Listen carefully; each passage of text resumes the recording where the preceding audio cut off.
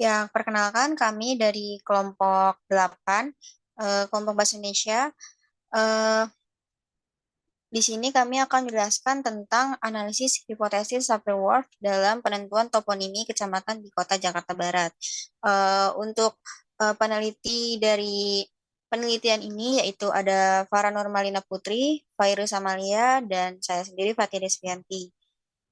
Lalu untuk abstraknya itu, tujuan dari penelitian ini untuk mengetahui keterkaitan penerapan hipotesis Sapir-Whorf dalam toponimi kecamatan di Kota Jakarta Barat. Keterkaitan antara bahasa, budaya, dan pola pikir dapat muncul dalam penataan tempat.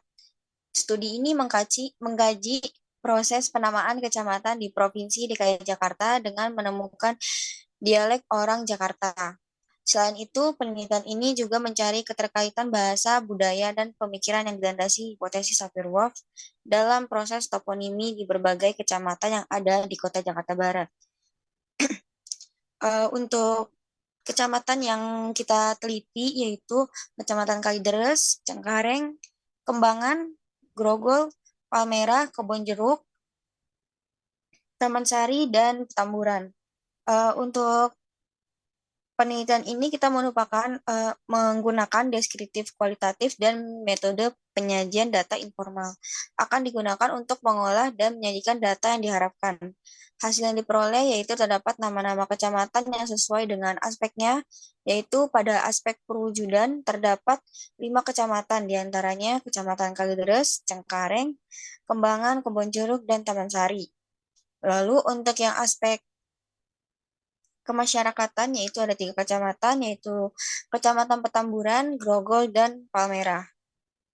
Simpulan yang kita peroleh dari penelitian ini yaitu bahwa hubungan hipotesis Sapir-Whorf memberikan pengaruh kepada seseorang serta didukung dengan kearifan lokal dan budaya yang ada di setempat dalam proses toponimi di berbagai kecamatan kota Jakarta Barat. Untuk pendahuluannya yaitu dasar penamaan tempat merupakan sosiokultural yang dalam sebuah masyarakat yang munculkan sebuah bahasa sebagai alat komunikasi.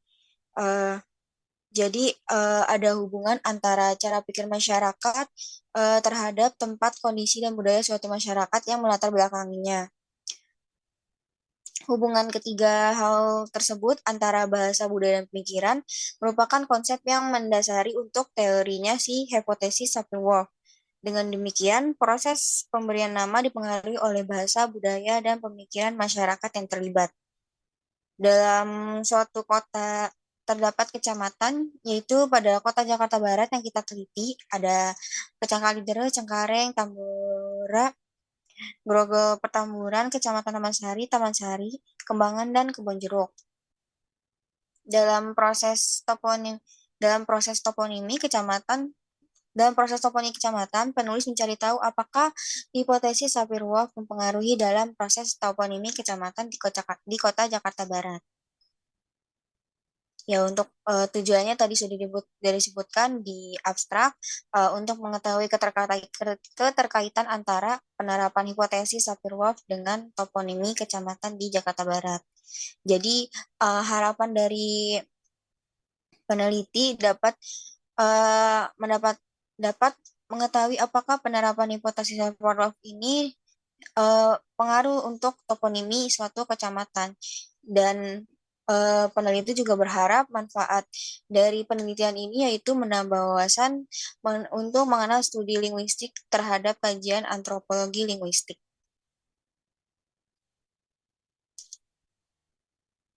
Ya, untuk landasan teori pertama itu ada hipotesis Sapir-Whorf. Menurut Edward Sapir dan Benjamin Lee Whorf mengajukan teori yang dikenal dengan hipotesis Sapir-Whorf mengenai relasi antara bahasa dan pikiran. Menurut Kramraj mengatakan bahwa hipotesis Sapir-Whorf membuat pernyataan bahwa struktur bahasa yang digunakan seseorang mengaruhi cara orang berpikir dan berperilaku. Ini didapat dari uh, jurnal ilmiah yaitu Weda Suari tahun 2020. Lalu untuk menurut Wierzbicka menyatakan sependapat dengan Sapir-Whorf, berpikir tidak dapat ditransfer dari satu bahasa ke bahasa lain karena proses berpikir sangat bergantung pada bahasa yang digunakan untuk mengungkapkannya. Pertama, ada teori relativitas linguistik. Dalam teori ini disebutkan bahwa tiap-tiap kebudayaan akan memberikan penafsiran yang berbeda tentang dunia yang terkodekan dalam bentuk bahasa. Jadi relativitas ini juga mengacu pada gagasan bahwa cara yang mutlak dan absolut untuk melabeli isi dunia ini tidaklah ada. Jadi manusia melabeli dunia ini dengan persepsi mereka masing-masing, jadi dipengaruhi oleh pikiran mereka. Untuk teori yang kedua, yaitu teori determinasi linguistik. Jadi dijelaskan bahwa bukan hanya persepsi yang mempengaruhi untuk dunia ini, jadi juga dipengaruhi oleh bahasa yang digunakan. Namun cara berpikir kita juga dipengaruhi. Bahasa dapat disebut juga sebagai kerangka dari pemikiran kita, sehingga teori ini menegaskan bahwa manusia akan sangat sulit untuk bisa berpikir di luar kerangka itu. Berdasarkan teori ini dapat disimpulkan bahwa bahasa akan mempengaruhi cara anggota masyarakat untuk menuturkan dan menafsirkan dunia mereka setelah sebuah sistem bahasa terbentuk. Bisa dilanjutkan oleh Virus.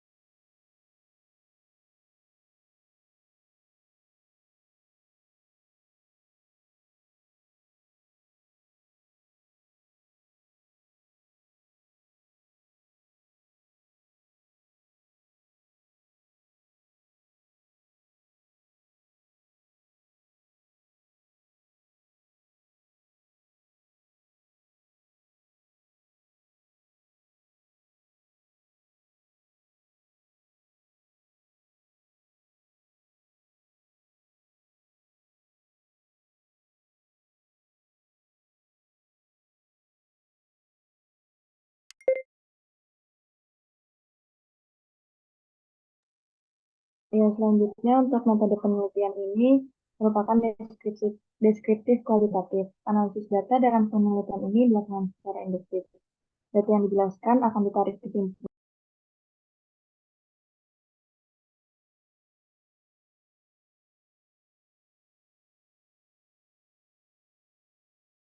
Kita adalah konsep penamaan tempat di di Kota Jakarta Barat.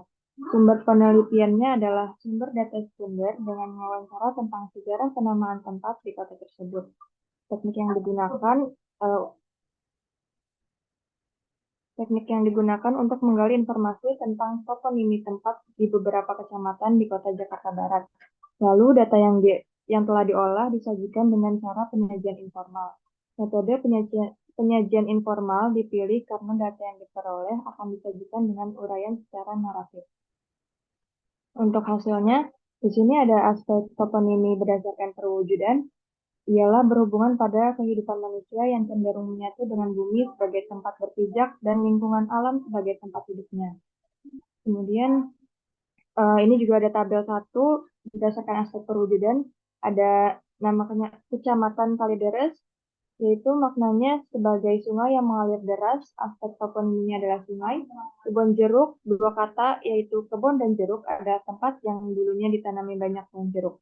Untuk aspek toponiminya adalah perkebunan.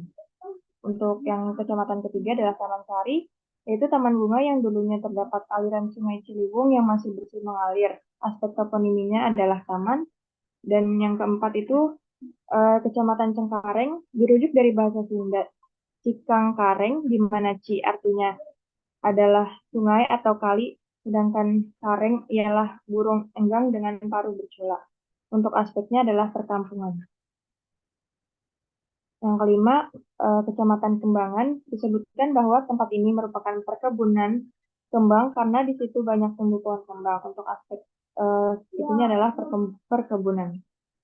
Selain aspek perwujudan, ada juga aspek kemasyarakatan, ialah pada proses penamaan tempat akan berkaitan dengan interaksi sosial atau tempat melakukan interaksi sosial. Yang dimaksud dengan interaksi sosial misalnya hal-hal yang berkaitan dengan komunitas, politik, ekonomi, tradisi, adat, serta tokoh masyarakat yang berperan penting yang memiliki kekuasaan di wilayah tersebut. Untuk tabelnya, berdasarkan aspek kemasyarakatan, kecamatan yang pertama adalah Petamburan, maknanya diyakini sebuah pemukiman